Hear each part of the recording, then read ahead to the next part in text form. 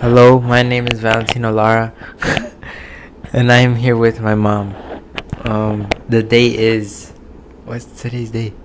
Today is the 27th. The 27th of May. Alright, so, what do you do for a living? I am an educator. Oh my god, what is that?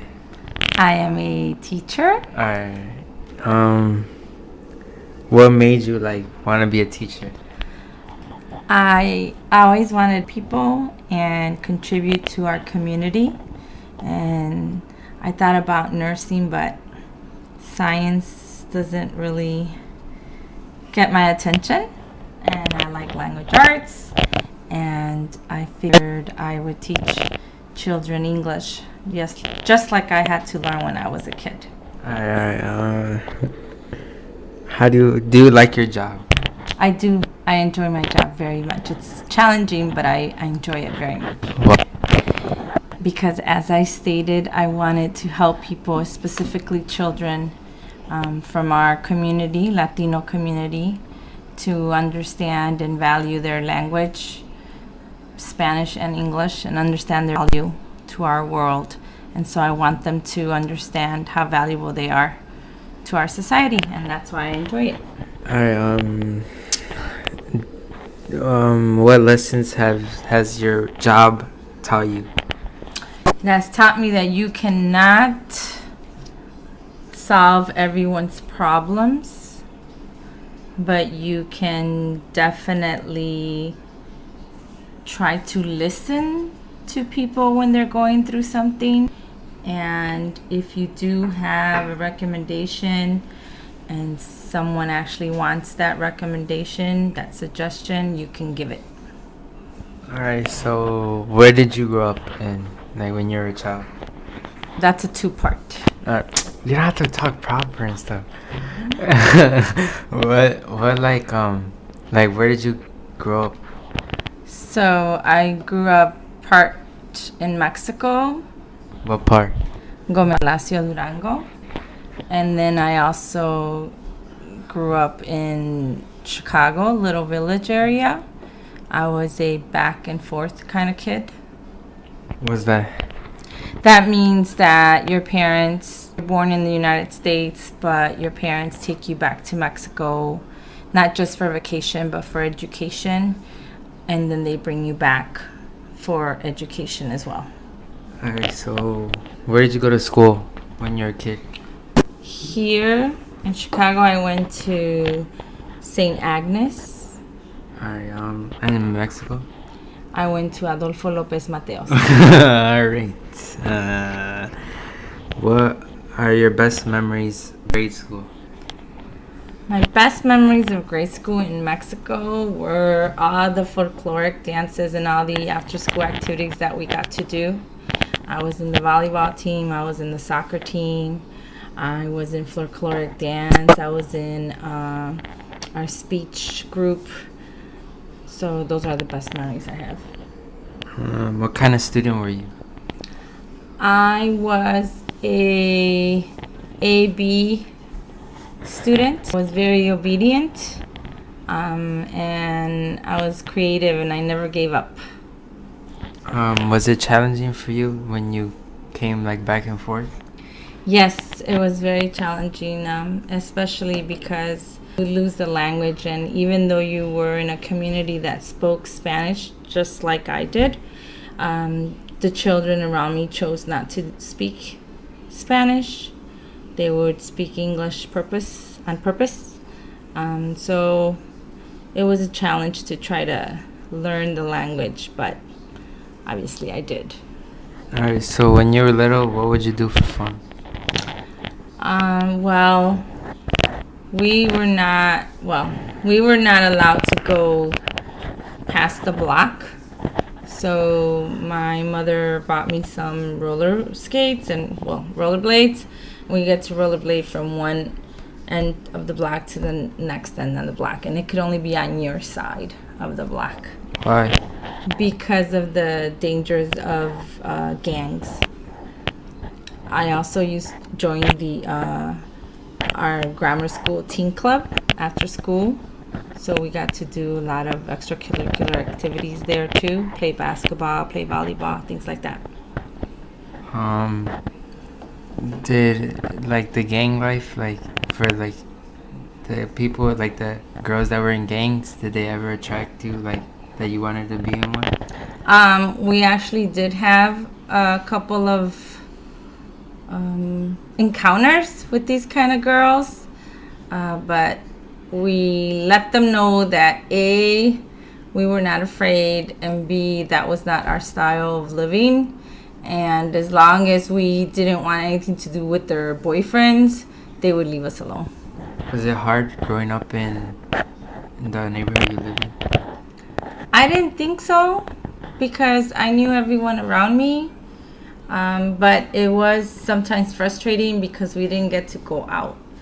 Like, you had to be home by 7 or 8 o'clock before it got really dark if you were off your block. You only got to sit out in front of your stairs.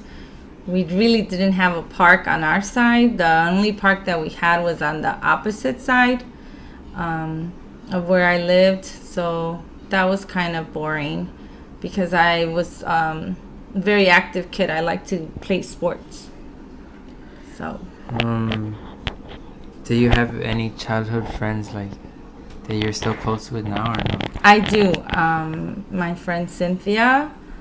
In fact, I am godmother to one of her children. Also, my friend Eugenia.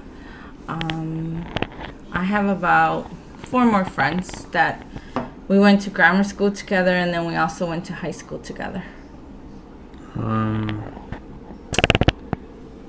When you're in school, do you have any like favorite stories or no? What do you mean? Like from middle school, do you have any favorite stories? Well, middle school is just the fact that I got here when I was in 7th grade and no one would speak English around me on purpose. Did that hurt you or no? It didn't hurt me. It just frustrated me. So I would still speak to them in Spanish, and I would often say, I know you understand what I'm saying. Of course, I was saying it in Spanish. And then eventually I wore them down and they would respond back. Did you ever get like mad that they would do that to get you mad? No, I always kept my cool. I didn't let them get the best of me. And I think that's what they found frustrating. They thought I was strange. Do you think now that you're a teacher that would surprise them? That I'm a teacher? Yeah. Some of them are surprised when they see. We had a 8th grade reunion a couple years back, and they were kind of surprised that I was a teacher. But they were also very happy for me, and they were proud, and then they're like, yeah, I could see that. All right, so where did you go to high school? I went to Maria High School. It's a Catholic high school. It was an all-girls high school. Unfortunately, it has closed down. What did you want to go there or did what? Well, the reality was, since I had only been here for 7th and 8th grade, and my grammar school was a Catholic school, and I didn't know there was any public schools, and everyone in our graduating 8th grade class, all the boys went to a Catholic school, all boys, and all the girls went to a Catholic schools, all girls. So I just went along with that. Did you like your high school? I loved my high school. It gave me a great opportunity to be myself. It gave me a great opportunity to understand that women are not your enemy and that you can compete with other women and still respect them. And we never bothered with all that boyfriend, girlfriend stuff. You got my man. Why are you looking at me? And all that BS. So I loved it. What was your favorite memory at high school? I had a few, but one of them was my social studies, / humanities class. My teacher was a nun, Sister Mary Balkus, and there was the city was starting some sort of program to try to bring kids from different places of this, the suburbs and Chicago, different neighborhoods, to bring us together so that they could discuss race issues. And Sister Mary Belkus surprised me, and she chose me to represent our class. So that was really exciting for me. And it was the first time that I went downtown to a major university. It was Roosevelt University. So had a great time there representing our school. Alright, so in high school, since you didn't know a lot of English, was it hard? The challenging part about high school, since I still had not perfected the language, was that for the first time, I had to go to summer school. My mother was shocked, but I didn't feel so bad because a lot of the girls that I went to grammar school with, they also had to go to summer school for math, and I had to go to summer school for reading. So that was the challenging part. The other challenging part was my freshman year, again, because I didn't speak the language very well. My reading class was a remedial class, meaning kids were reading like super happy teacher. And I knew I didn't belong there. And so I went to the dean of students, like maybe first I went to the teacher and I told the teacher I didn't belong there. And I tried to tell her, but I had my cousin help me. I went and told the teacher. My cousin came with me to make sure that I was expressing myself correctly. And then the teacher said I had to go speak to the dean and the counselor. And again, I took my cousin with me. She was only just there just to make sure that I was expressing myself correctly. And then I told my mom, and my mom followed up and signed off, and they put me in a regular reading class. Alright, so like fast forward a couple more years. When did you find out that you would be a parent?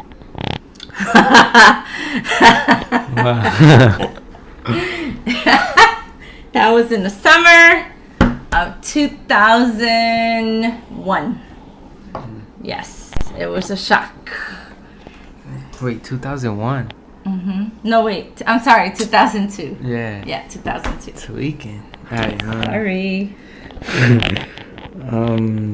like, how did you feel? I was shocked. I never expected it.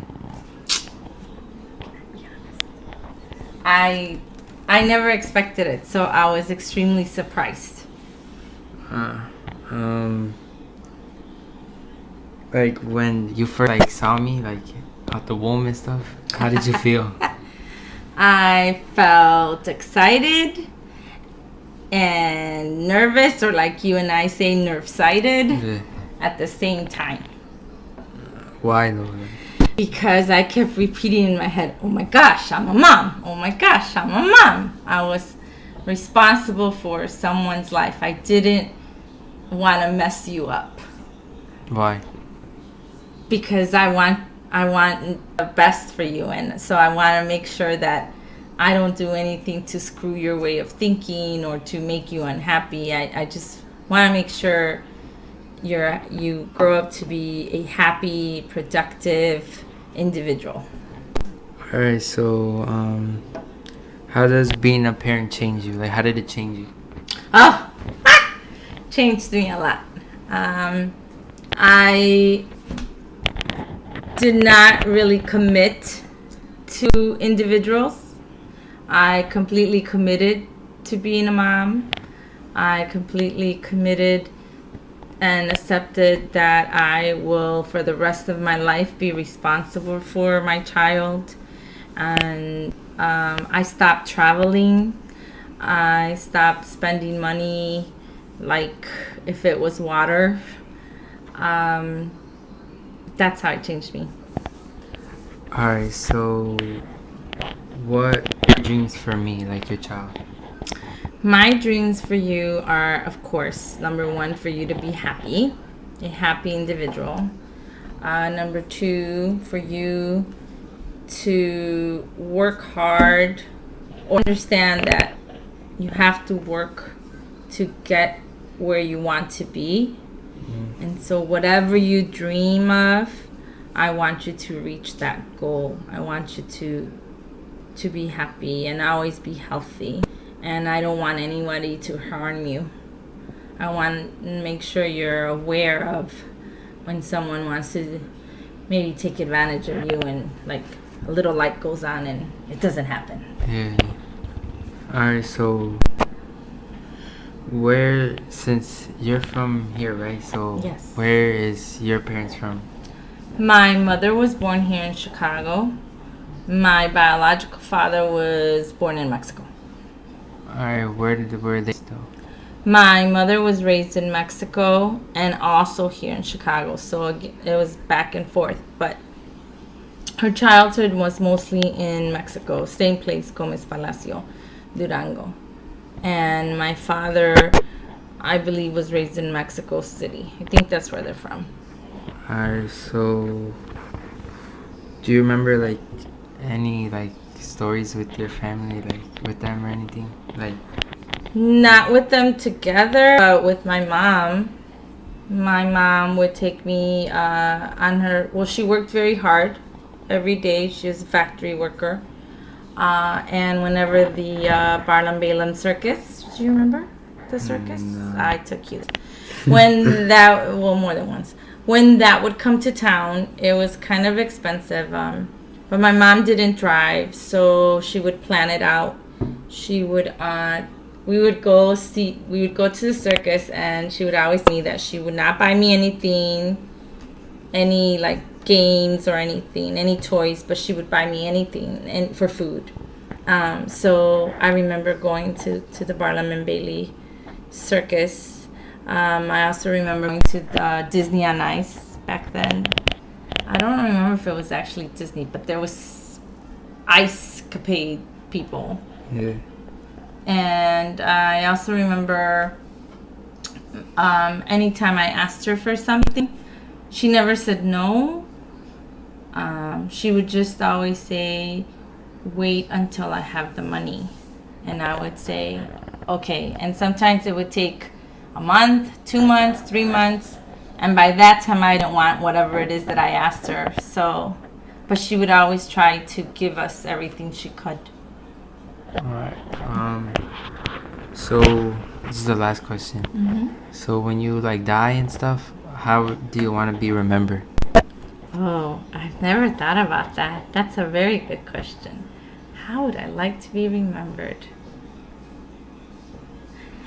I would like to be remembered as someone that did her very best to understand her family, love her family, and inspire her students. And both, I would like my child and my students both to remember that. I always said to them that they belong wherever it is they are. Whenever they feel doubt, they need to remember they belong there because I put them there, because I said so, because I wouldn't lie to them. If you couldn't be there or you can't do something, I would tell you. But I know that since you were my student, and most importantly, you're my child, you belong wherever it is you're at. That's how I'd like to be remembered. Alright then. Thank you for your time. You're welcome.